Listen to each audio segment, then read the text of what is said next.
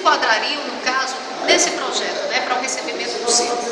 Olha, eu penso que todas as empresas que têm se preocupado, que vêm se preocupando com o nosso verde, com o nosso meio ambiente.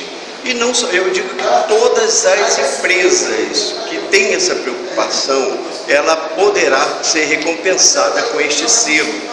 Empresa de todo tipo. Hoje nós ouvimos falar de meio ambiente, nós convivemos com ele todos os dias, a respeito de lixo, água e vai por aí afora. Então nós queremos levar esse incentivo às empresas para que se destacarem e que elas sejam então recompensadas com este selo. Com certeza essas empresas terão maiores credibilidade, essa é a nossa intenção.